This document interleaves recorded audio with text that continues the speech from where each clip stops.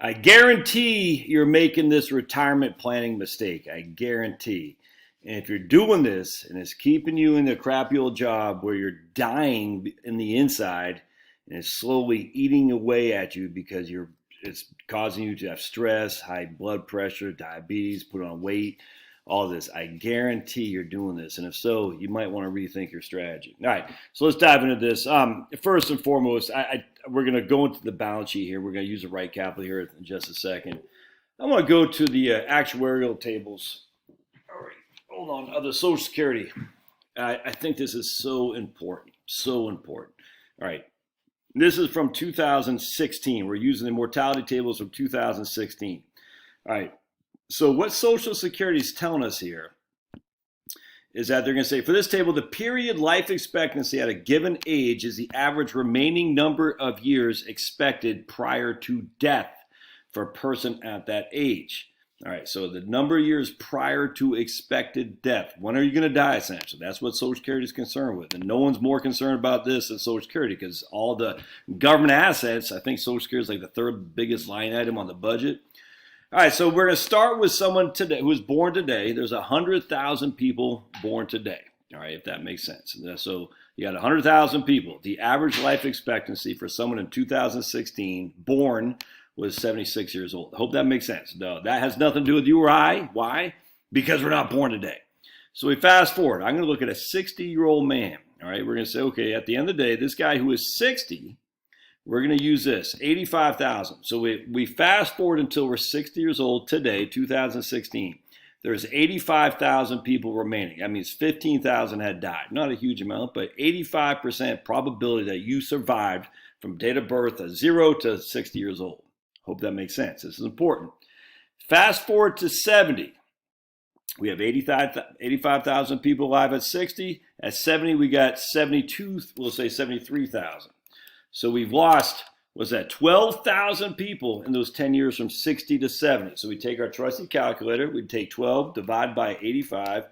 14% of the people who are 60 did not make it till 70, which means 86% of the people who are 60 did make it to 70. Hope that makes sense. Let's go to 80. We only have 50,000 left, all right? So we take our trusty calculator and we say 35 of the 85 initially have died. Only 41% of the people, I should say 41% of the people died before 80. 41% of the people 60 did not make it till 80, if that makes sense.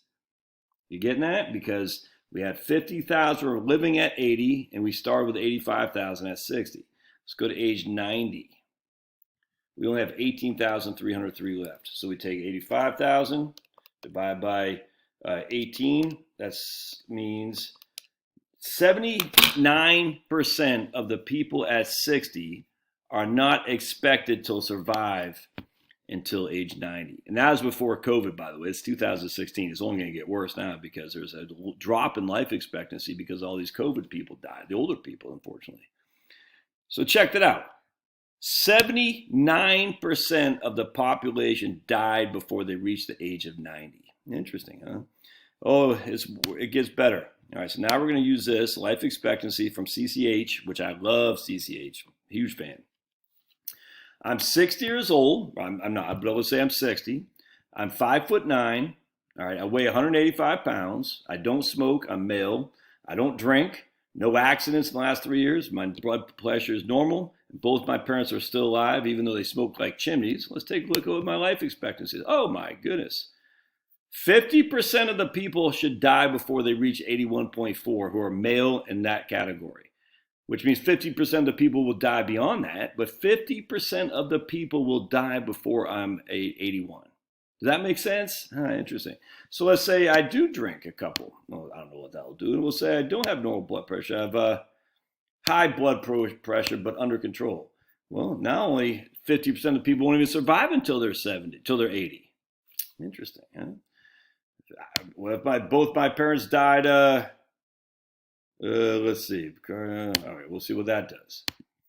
And that you get so I mean, you can see. So basically, just in my, as I'm 60 years old, Josh, 50% of the people died by that time of 81 years old. Interesting. All right, so then I want to use this right here too. This, I love this engaging data thing. Will my money survive early retirement? So what we're going to do, we're going to tell the software I'm 60 years old. I plan on living for 30 years. And we're going to say average Social Security. All right, that's what we're going to say, just average. I'm not in great health. I'm not bad health, just average.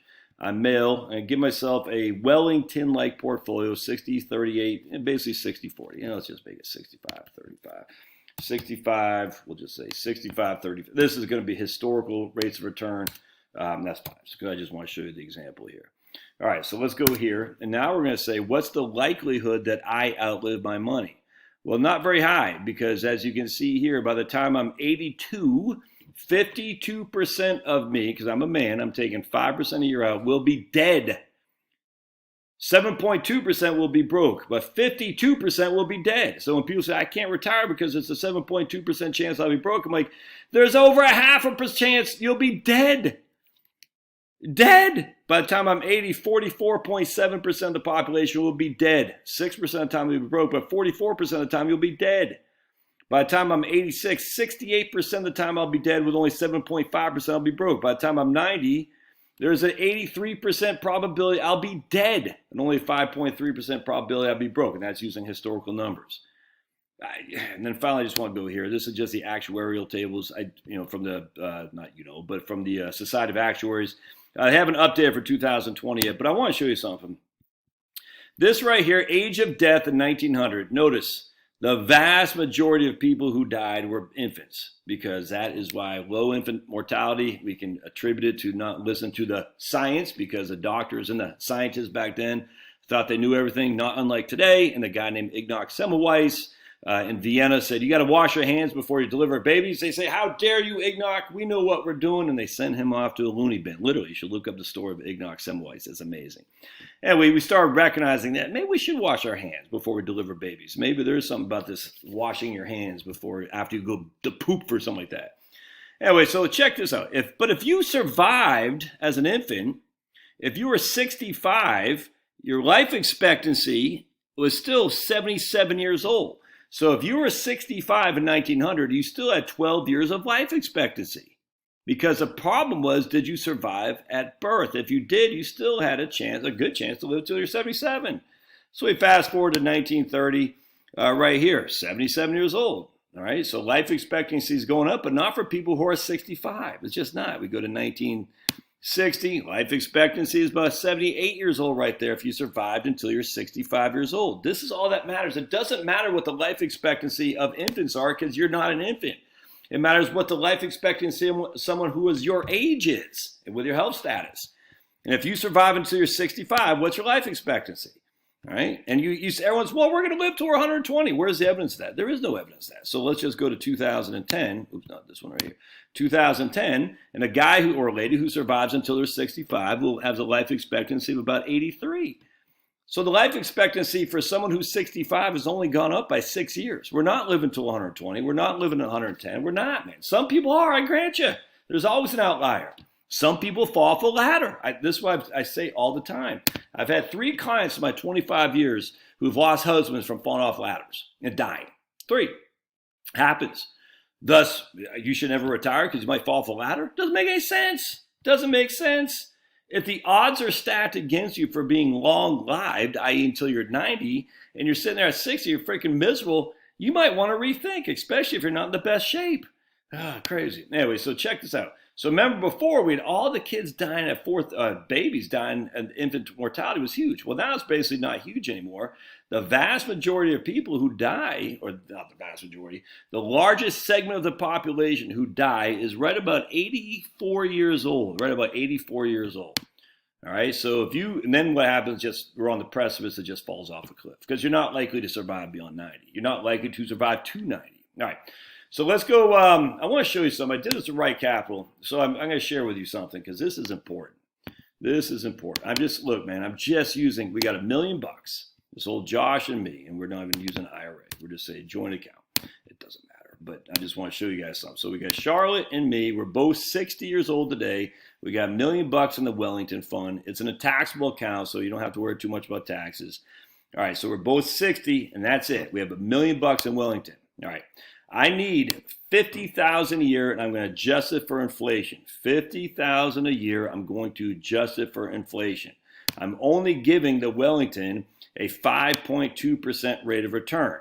5.2 with 11% standard deviation. So that means on any given year with a 99.8% probability, I'll have a positive 38% and negative roughly 28%. So any given year, I could be down 28% or up 38%.